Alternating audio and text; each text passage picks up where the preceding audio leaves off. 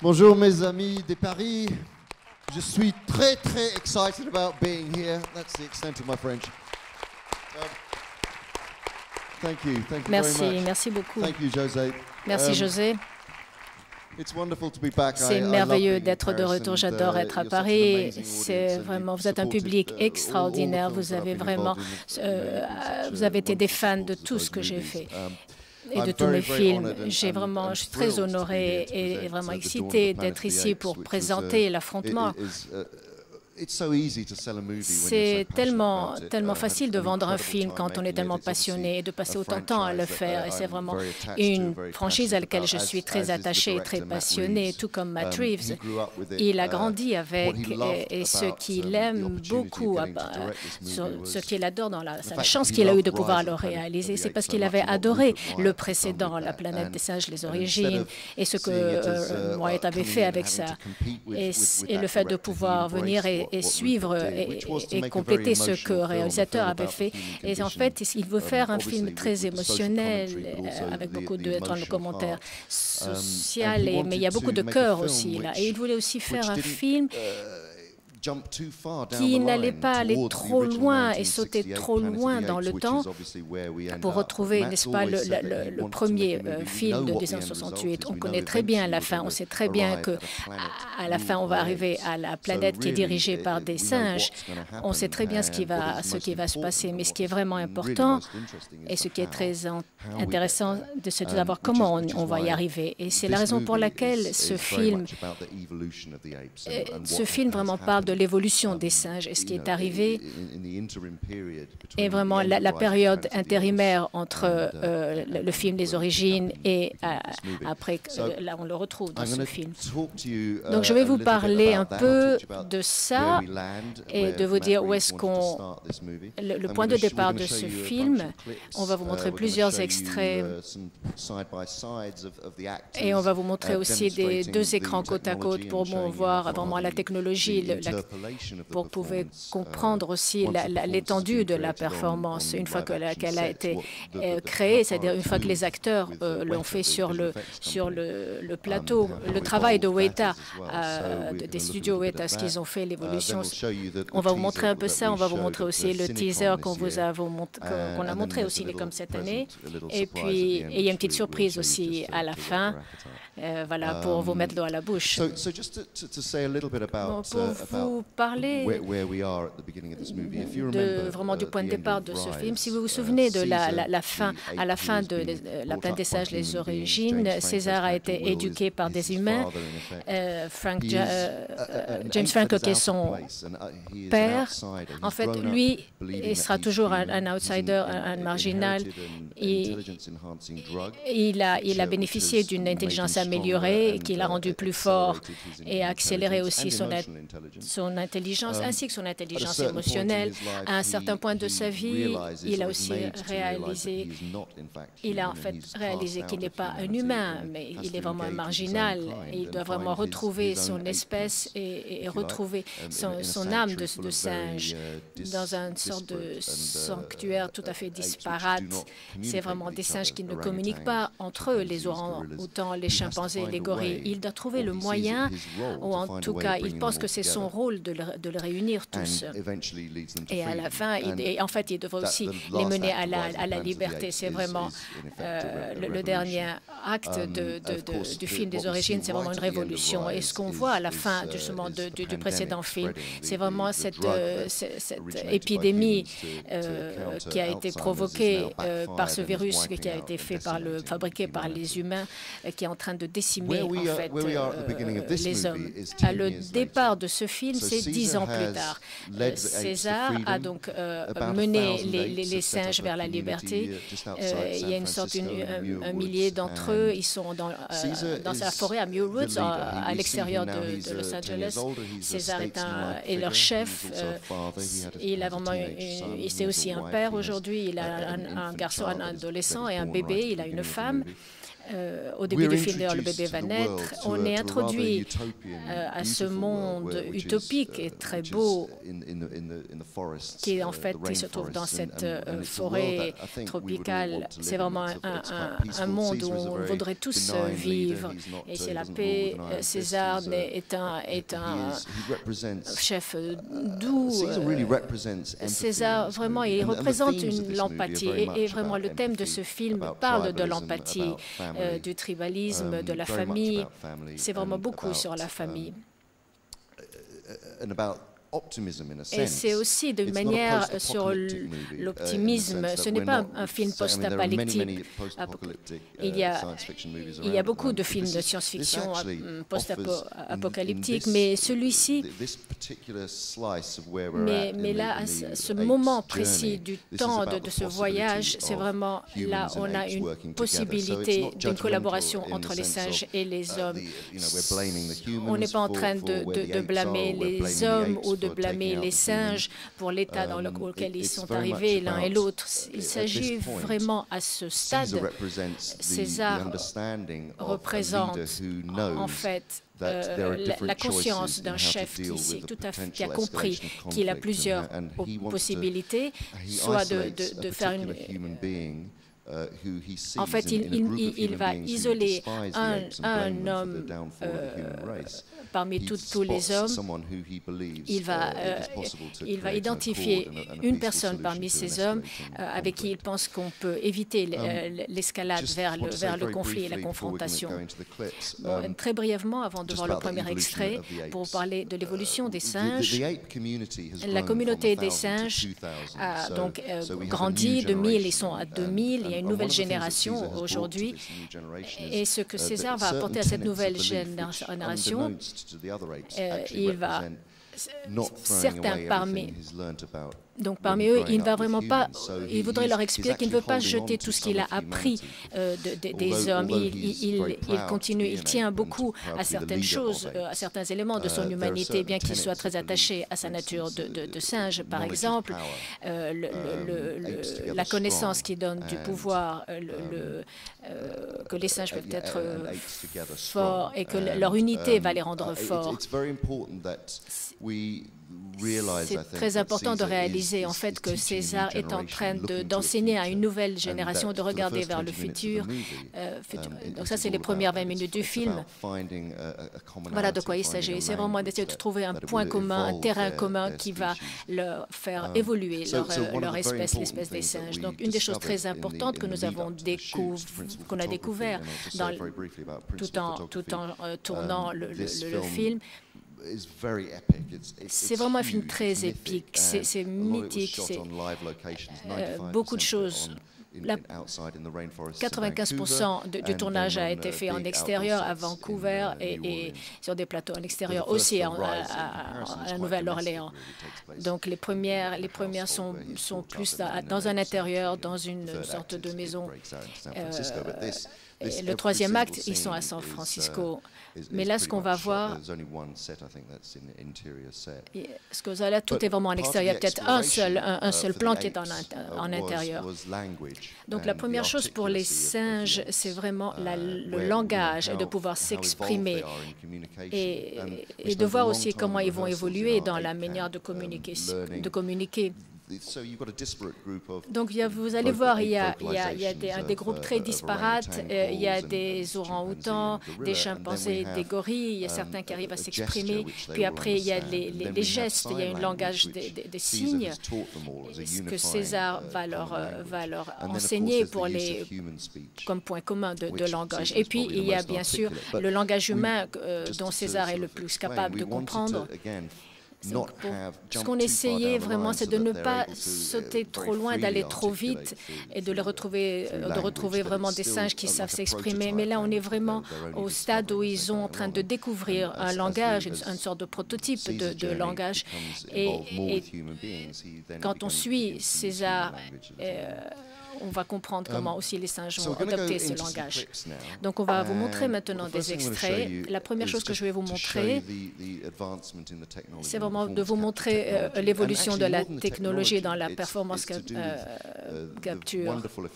Et plus que la technologie, c'est de vous montrer le travail extraordinaire qu'a fait le laboratoire des studios Weta et leur maîtrise de savoir comment interpréter les expressions du visage. La performance capture reste quand même un mystère pour beaucoup, mais pour moi, ça a toujours été, en fait, la manière la plus simple de vous l'expliquer, c'est de vous dire que c'est en fait une autre manière d'enregistrer la performance d'un acteur. Il n'y a vraiment rien d'autre, il n'y a rien de mystérieux, il n'y a pas de magie. Naturellement, c'est de la technologie, mais c'est simplement un autre, il y a 360 degrés, les caméras, c'est une... Et en fait, vous jouez comme si vous étiez dans un film, comme si vous étiez en tant que vrai acteur. Et puis par la suite, les effets visuels arrivent par la suite. Ce que Weta a fait, c'est vraiment leur expertise et le travail de groupe qu'ils ont fait en prenant ces performances des acteurs sur le tournage, et 8 mois plus tard, c'est le rendu numérique des singes que l'on voit. Ce qui est extraordinaire, c'est, vous allez voir, la texture du pelage des animaux. Il y a bien plus de détails et de nuances aussi dans les expressions du visage. C'est là que nous allons démarrer. Je vais vous montrer donc des extraits pour vous démontrer tout cela et vous introduire aux divers personnages de singes.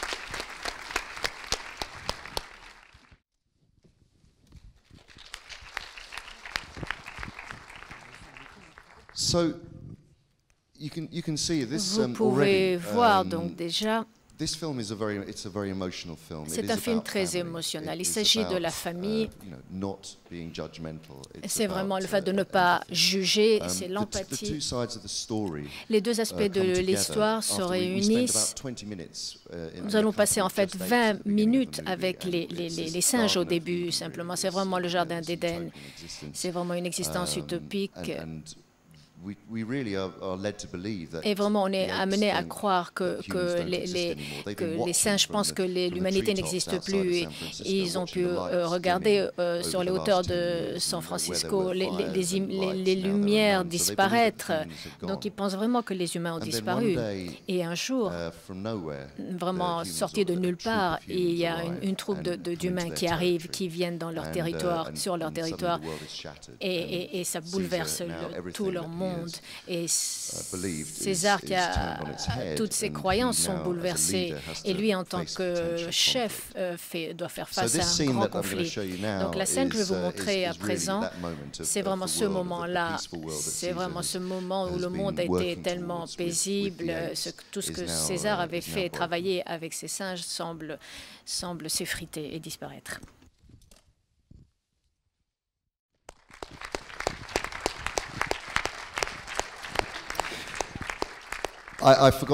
J'ai oublié de vous dire que, bien sûr, le film n'est pas encore terminé. Et certaines séquences que vous allez voir aujourd'hui sont incomplètes. Et celle dernière-là, bien sûr, l'était. Mais ça vous montre vraiment les diverses étapes. Et en fait, dans cette dernière séquence, vous voyez qu'il y a encore les micros, vous voyez un peu le côté physique. Et vous voyez aussi la couche d'origine de la première étape de l'animation, avant qu'on puisse vraiment, je ne sais pas des excuses, mais c'est vraiment la réalité. Donc, dans cette séquence, vous êtes introduit au personnage de Malcolm, qui est joué par Jason Clarke, et Ellie, qui est jouée par Kerry Russell, qui est une nurse, qui est un peu l'équivalent de Médecins sans frontières après donc l'épidémie dont les humains ont souffert. On n'est pas en train de dire, on est en train vraiment de créer une situation très équilibrée. Ils ont tous perdu des êtres chers. chair, la population humaine a été décimée. Il y a vraiment des poches de lutte qui luttent, des poches d'humains qui luttent pour leur survie. Et ils essayent de trouver vraiment du pouvoir, contrairement aux singes qui sont dans la nature, qui n'ont pas besoin. Mais les humains, eux, ont besoin de pouvoir. Donc, ils sont venus pour essayer de réactiver un barrage hydroélectrique pour pouvoir avoir donc l'électricité. Mais ils doivent essayer, et donc ils doivent pénétrer dans le territoire des singes. Mais là, vous voyez vraiment les graines de la reconnaissance. Donc, César, en fait, César a reconnu, identifié une personne en qui il peut avoir confiance, c'est-à-dire Malcolm. Et lui, Malcolm aussi, c'est vraiment l'un et l'autre. Les deux ont des familles, donc Malcolm et César. Et vous avez vu aussi l'adolescent au début, quand ils sont en train de pêcher. Donc, c'est vraiment César avec son fils, quand ils sont en train de pêcher. On voit aussi la relation un peu conflictuelle qu'il a avec son jeune adolescent. C'est vraiment, ça place vraiment toute l'action et vous voyez vraiment le conflit qui risque d'éclater. Alors, le prochain, c'est vraiment un peu la suite de celui-ci. C'est vraiment les choix auxquels ils vont faire face et leur réaction à la possibilité de ce conflit. César est un chef qui vraiment prend sur ses épaules cette responsabilité. C'est comme tous les chefs, toute personne en position de responsabilité a le choix, soit écouter les autres, que ce soit les singes ou les hommes, et prendre en considération leurs opinions, ou alors d'avoir des réactions immédiates et d'utiliser la force ou l'équivalent. Et ça n'est vraiment pas ce genre de personnes, mais les singes, entre eux, sont très en colère et ils sont bouleversés. Donc le commentaire vraiment commun est à peine déguisé. Quand La planète des singes, les origines, est sortie en salle, c'était il y a 3 ans, c'était vraiment le début du printemps arabe et Londres était en feu. Quand on a l'avant-première de Londres, il y avait vraiment des manifestations dans tout Londres et le cinéma où nous étions, quand César est arrivé, toute la salle était dans l'obscurité et le film a dû s'arrêter. Il y a eu une coupure d'électricité. Donc c'était vraiment un moment un peu de zeitgeist incroyable. C'est vraiment que fait-on après cela, après tous ces événements dans le monde. Bon, cette peine, c'est vraiment là sous-jacent, mais c'est vraiment présent. Et je pense que vraiment ce qui est extraordinaire dans ce genre de ce film et la raison pour laquelle il dure, c'est parce qu'il parle de quelque chose. C'est un film important, tout en étant divertissant, mais sur le plan émotionnel, il est aussi très fort. Mais il y a aussi une petite trame politique. Donc là, la prochaine scène, c'est la réaction des singes.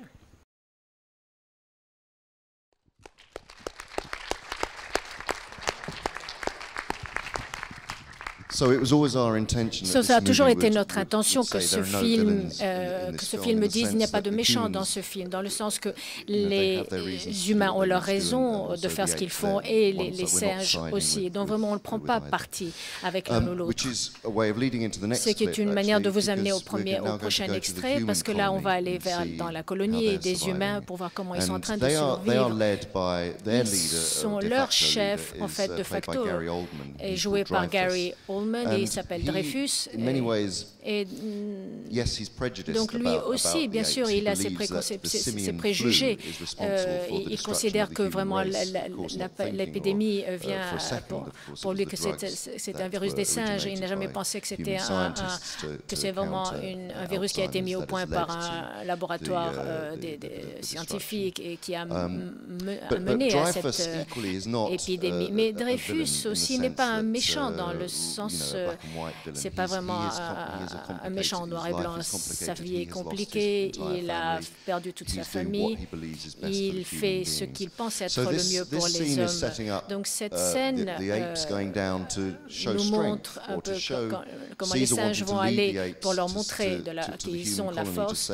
César donc dirige et emmène les singes pour aller vers les hommes et leur dire, regarde, chacun fait attention au sien, mais on se respecte l'un et l'autre, on ne vient pas pour vraiment s'affronter.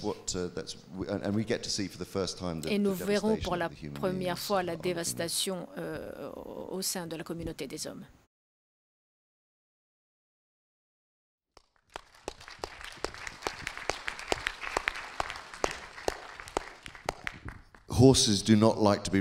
Les chevaux n'aiment pas être montés par des singes, je vous l'assure. On a vraiment répété très souvent cette scène parce qu'à peine je commençais à parler en tant que César, mon cheval partait dans l'autre sens. C'est pas aussi simple que vous le voyez.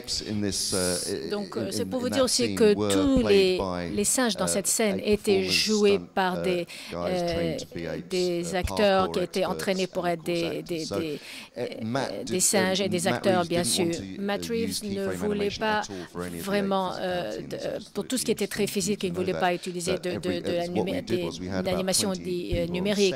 On avait en fait 20 personnes sur le plateau, 20 véritables personnes. Là, on était à Nouvelle-Orléans, dans le centre de la ville, qu'on a complètement bouclé, et on a répété donc vraiment des petites poches de ces 2000 singes. Donc le prochain extrait qui va nous amener vraiment à la notion d'un film potentiellement optimiste et pas vraiment apocalyptique. Là, on va voir les humains donc ont essayé de remettre en route le barrage et les singes leur donnent la possibilité. Mais il y a eu un accident dans le tunnel et beaucoup d'humains ont été pris au piège. Et là, les hommes ont demandé aux singes un peu plus de temps. Et là, on va voir Kerry Russell et Malcolm Fante et Cody Murphy. C'est vraiment un petit moment, une sorte d'oasis dans le désespoir ambiant, une sorte d'optimisme où ils se disent que peut-être ils peuvent vivre ensemble.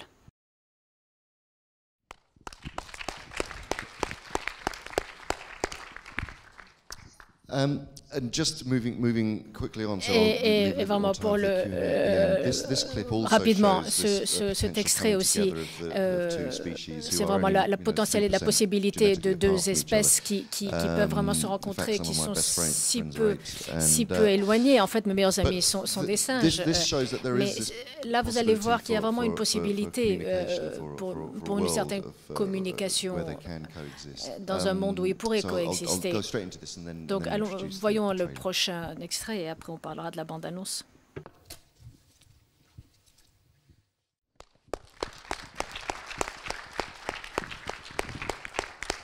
Je ne vais pas vous montrer la bande-annonce CinemaCon parce qu'en fait, vous connaissez un peu tout ça. Parce que la section de la fin, et on ira, et comme ça on pourra tout de suite faire les questions-réponses.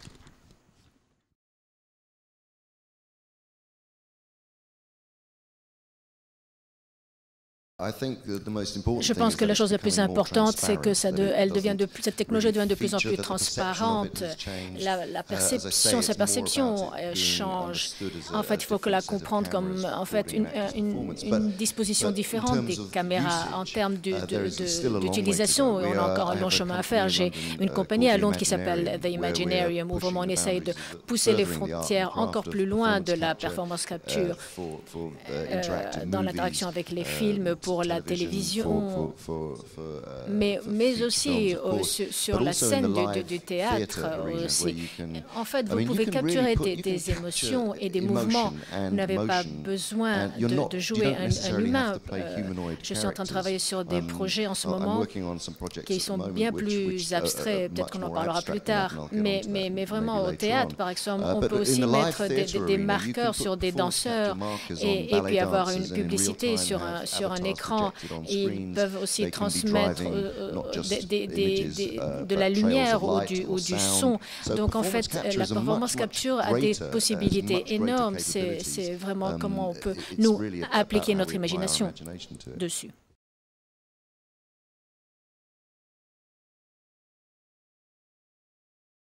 Je n'ai jamais vraiment fait la différence entre jouer en tant qu'acteur, moi, à l'écran, ou jouer, par exemple, un personnage grâce à la performance capture. C'est simplement, comme je l'ai dit, des manières différentes d'enregistrer l'émotion et le mouvement physique de l'acteur. Je ne pense pas qu'il devrait y avoir une catégorie spéciale, en fait, ou une catégorie particulière pour la performance capture en termes d'Oscar. Ce qui vous touche en tant que public, c'est vraiment la chose la plus importante.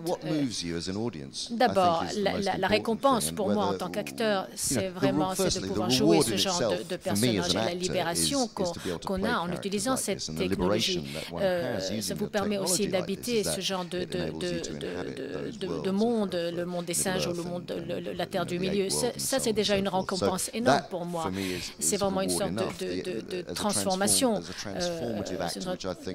tant qu'acteur. Même au théâtre, c'était pour moi de trouver le chemin vers un acteur pour pouvoir exprimer quelque chose à propos de la nature humaine, ce qui m'intéresse moi là-dedans. Mais vraiment, la reconnaissance, ce n'est pas à moi de le dire, mais je pense qu'il faudrait le juger sur l'usage de telle ou telle autre technologie. Si vraiment il faut penser en termes de performance, si elle est efficace, si elle vous touche. Moi, je pense que la meilleure performance, c'est vraiment Scarlett Johansson dans Her. On ne la voit pas du tout à l'écran et je pense que sa performance est extraordinaire.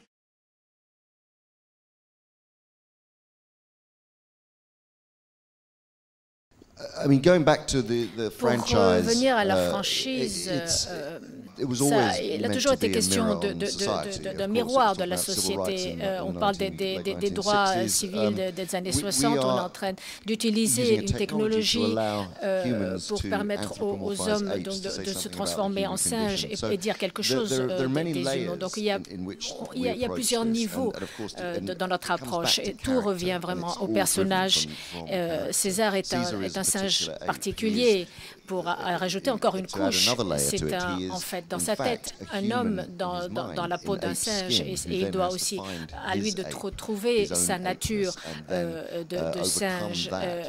Il a vraiment dépassé cette frontière et ne pas se sentir humain tout en pouvant communiquer avec les singes qui lui sont proches et d'être leur chef de manière efficace et simple.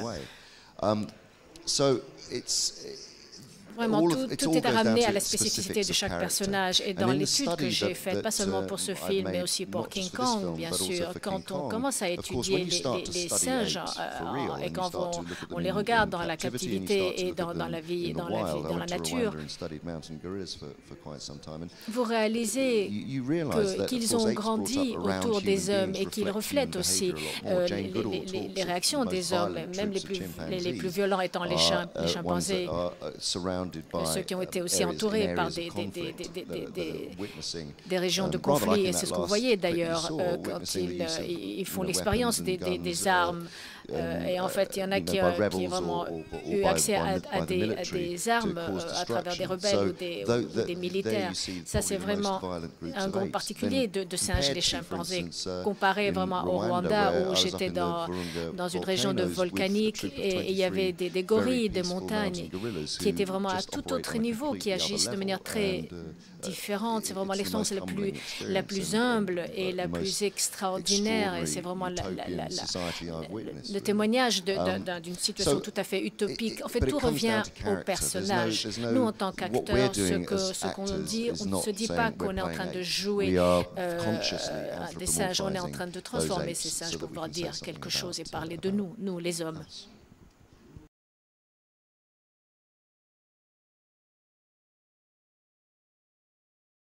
J'ai vraiment plusieurs autres projets sur lesquels je travaille en ce moment. Et Matt Reeves est vraiment réalisateur brillant. Il a fait un travail extraordinaire là-dessus. Il va faire le prochain film aussi. Et bien sûr, c'est intéressant. Comme je l'ai dit au début, ce n'est pas ce qui va arriver, mais comment ça va arriver. Et cette manière peut, et ça peut se faire dans un seul film, et on arrive au film d'origine, ou ça va prendre plusieurs films. C'est parce que je ne suis pas en train de mettre de côté ça, mais pour l'instant, je suis en train de réaliser des tout petits livres. Un d'entre eux, c'est le livre de la jungle, et l'autre, c'est Animal Farm. Donc vraiment, j'ai beaucoup de travail. Merci à vous tous d'être venus. Merci. Merci, Andy Serkis. Merci beaucoup. Such a terrific performer. Tellement extraordinaire.